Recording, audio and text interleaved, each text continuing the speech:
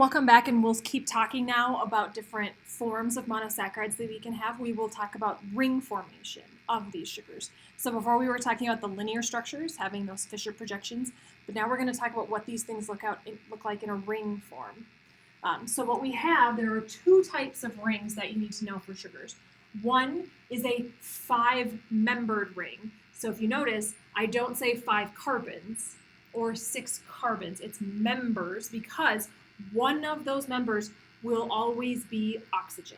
So if you notice, in this case, there's 5 members, one of which is an oxygen, which means there's 4 carbons. So 5 members is a furanose ring. You remember 5 furanose. We can also have a 6-membered ring. Remember, one of those members will always be oxygen, which means we have 5 carbons and 1 oxygen. That is called a puranose ring, like you can see. And again, your book has better drawings than I can draw on the board.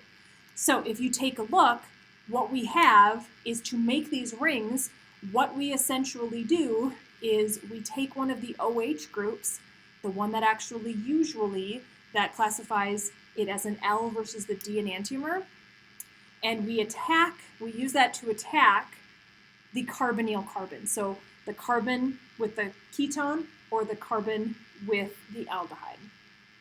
But what this does is it creates something known as an anomeric carbon. So for example, if we have a ketose, right? So carbon number 2 in this case, so this would be carbon 1, carbon 2, 3, 4, 5, let's just say 6, okay? What we're going to have is this OH group here, this oxygen now, this is the oxygen that will be the oxygen in the ring. That is essentially going to attack the carbonyl carbon to move that out. And now the aldehyde or the ketone, the C double bond O that we had, will now go to a COH. But that OH group in the ring, which we'll see is really important, that OH group can go either way. So if you're thinking about it in the linear projection, it can go right or left. But in the ring formation, we don't do right or left, we do up or down, because these projections, we call them Haworth projections. So if you remember back in the organic chemistry chapters, you probably talked about boats and chairs. We don't do boats and chairs, but we do what are called Haworth projections, which means things go up or they go down. So if you take a look at the book figures that you see on the slides to the left here, you can see this is what's called alpha D-glucose. So again, you can draw D-glucose, okay? But if you notice, it's alpha because what we're taking a look at is carbon number 6 here, the OH group is up, and in carbon number 1, the OH group is down. So if you're looking at carbon number 1 and carbon number 6 in this case for an aldose, if they go in opposite directions, it's alpha. You remember alpha is like A for the Greek alphabet, O is a vowel, so is A, opposite alpha. But beta, so if you notice here, the OH group is up, which is the same side. They're both going up. The CH2OH and the OH go up. Same beta. Beta is like B in the alphabet. Beta and S are both consonants. That's how you know alpha versus beta. So this carbon for ketones, okay, so for ketoses, carbon number 2 is now what's called the anomeric carbon. So the anomeric carbon, what that basically means is that if you look at, remember we talked about how glucose and galactose, the OHs and the H's are on different sides, and that's important to determine what sugar it is. Well, the anomeric carbon can go up or down. It does not make it a new sugar. So it's kind of like changing the left-right position, but we don't change the left-right position in this case because we never had a chiral center to begin with. But when you make this into a ring, no longer does this carbon here, right, that normally is not chiral because it's bound to two bonds to oxygen, whether it's an aldose or a ketose, that no longer is achiral. It becomes chiral now because you now have an OH group with an H and then 2 other R groups. So you take it from being not chiral to chiral when you put it in a ring. So you have to tell us, is it alpha or beta, because it's not a new sugar. Because you went from something that wasn't chiral to something that is, it does not create a new sugar. So you can see here with the structure of fructose, if you notice again, carbon number 6, the OH is up. In this case, right, carbon number 2 is the anomeric carbon. okay? But the OH group is up. So they're in the same position, beta. And you notice on the final one here, the OH group is down, carbon 6, the OH group is up. They are opposite, that is alpha, okay? So again, really quick, if you have an aldose, the anomeric carbon is carbon number 1. So is the carbon that gets attacked at the top here. If you have a ketose, the anomeric carbon is carbon number 2, because this is carbon number 2. So again, because we only have aldehydes and ketones, that's all you need to know is either carbon 1 or carbon 2. And then when you put it in the ring, is the OH going the same direction or the opposite direction relative to the OH on carbon number 6? So again, you're looking at how to draw those as we go through. So again, in the ring structure, once you make this on carbon 1 or carbon 2, the OH group can go either way. There's no, oh, if you do this, it will go this way. If you do this, it will only go this way. No, you have no control over which way it will go, okay? But if the alcohol is pointing opposite, pointing down, alpha, because the OH is up on carbon 6, down is alpha, up is beta. I always remember if you look at carbon 6 and carbon 1, same, beta, opposite, alpha. So here are just 2 examples without showing you the rest of the OH groups and the H groups that are there. But if you notice here, the alpha anomers, OH is up, OH is down. They are opposite. But if you look at the beta, OH is up, OH is also up. Same. So that's what you should be able to, if you're given a structure, wherever those H's and OH groups are, you should be able to tell, is it alpha or is it beta? So how do we get there? Well, your book talks and shows you, for example, on the slide here, how we do this. So how do we go from a Fisher projection to a ring structure or ring projection? That's the important part. So what we need to do, and we'll use an example, your book on the slides here, you can see there's an example. We will do an example using a different sugar. But the biggest thing to remember is that if you are on the right side on the linear projection, you are going down. Because, and here's how you can remember this, it would be a downright shame if you forgot how to do this. So anything on the right goes down in the ring. Anything on the left, therefore, would go up. So if we take a look, and let's just draw some random sugar. So here we will draw, let's draw a ketose, because I believe the one in your example uses an aldose, so we will draw a ketose. So this is carbon 1. Here we have carbon number 2, 3, 4, 5, and let's just do a hexose here. And I will put an OH here, and I will put an OH here maybe, and then I'll put one here. Okay. So when you're taking a look at this, if you remember those terms in organic chemistry, you talked about nucleophiles and electrophiles.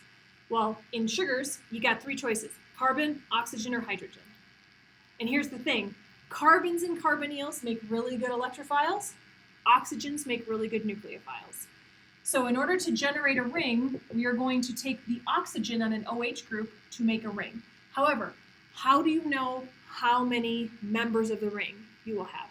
You have 2 options, 5 or 6. That is it. So what you need to do is, remember, oxygen will always be one of those members. So you're going to start with the oxygen that's going to attack, and you will count back to the carbonyl.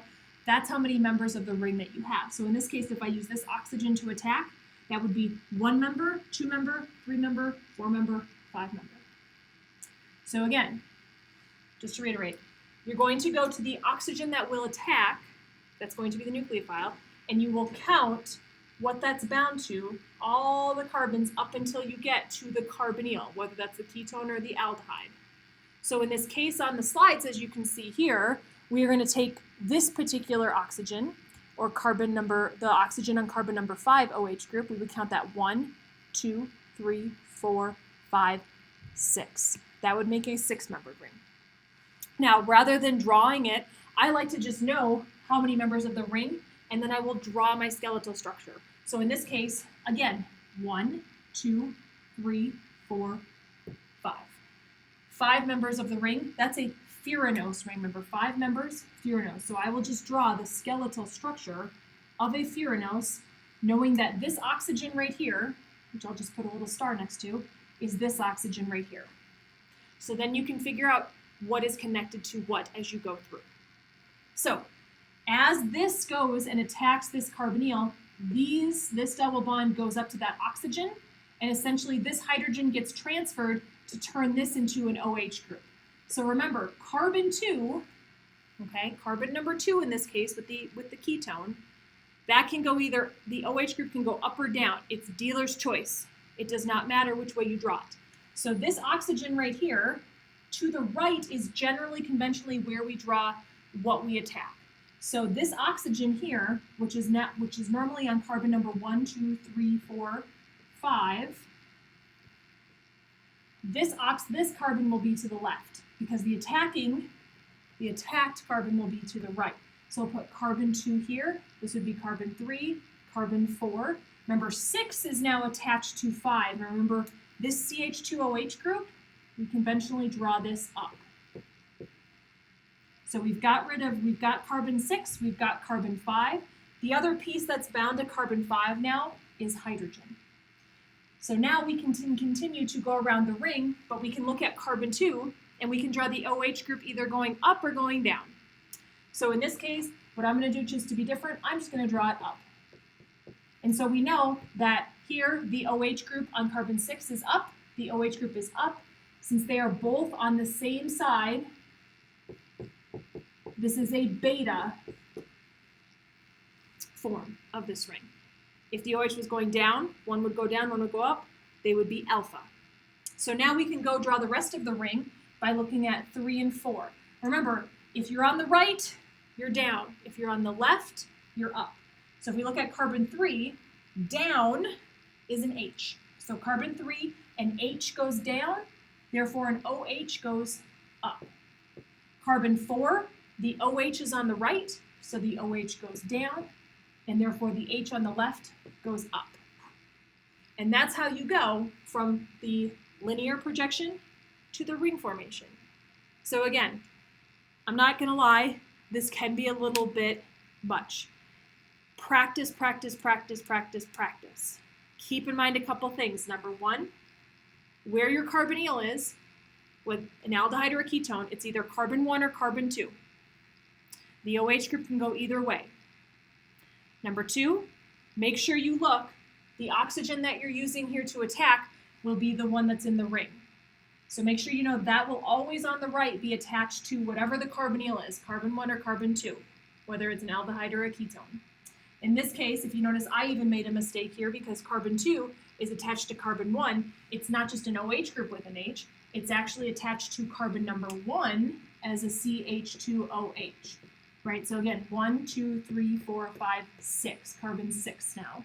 So make sure you keep track of your carbon counts and where they are. So then, personally, I like to figure out how many members of a ring I will have, and I draw that sketch first, because you only have 2 options, a 6-membered ring of pyranose or a 5-membered ring of furanose. That's it. And then you can draw the oxygen attached to either carbon 1 or carbon 2. That will always be to the right. And then you can keep going from carbon 2 to 3 to 4 to 5, remembering everything on the right goes down, everything on the left goes up. So again, this is something that you should practice. There are many questions in the back of your homework, in the back of your textbook, in the homework, etc. Get some extra practice with how to draw these Haworth projections.